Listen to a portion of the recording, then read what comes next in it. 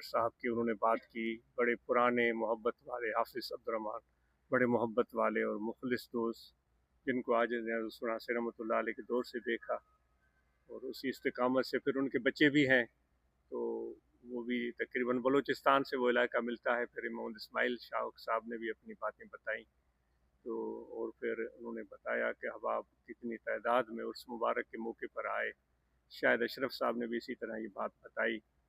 तो कितनी अच्छी कोशिश है आप सब दोस्तों की, कि न सिर्फ हम खुद ज़िक्र में अपने दिल को शागिल रखने कि हमारा कोई एकदम अल्लाह ताला की याद के बगैर न गुज़रे, बल्कि और दोस्तों को भी इस अजीम नेमत से, जो बहुत बड़ी दौलत है, ऐसे समझे बड़ा ख़जाना है, उससे हम उनको रूशनास कराएं ताकि उनके दिलों में अल्लाह ताला का ज़िक्र आ जाए और उन लोगों के दिल को भी सुकून और इत्मीनान की दौलत मिल सके।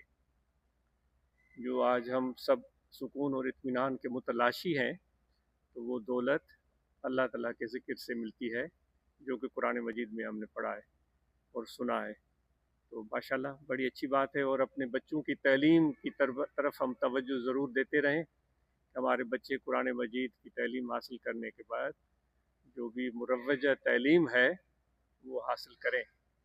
और इसी तरह हम हुनर की बात करते हैं कि नौजवान बच्चे हुनर सीखें, तो वो आजकल तो हुकूमत भी इस तरफ तवज्जो दिला रही है, बड़े बड़े इदारे कायम हुए हैं, बल्कि यहाँ तक कि यूट्यूब पर ऐसे बेशुमार आपको मिल जाएंगे प्रोग्राम, जिससे आप बड़े अच्छे अच्छे हुनर सीख सकते हैं और उससे अपने ज़रूरियात और अपने घर की ज़रूरियात को पूरा करने में मदद मिलेगी। तो नौजवान हजरात से ये गुजारिश है कि इस तरफ ज़रूर रग़बत करें। मेहरबानी। कोई दोस्त हो तो भले भला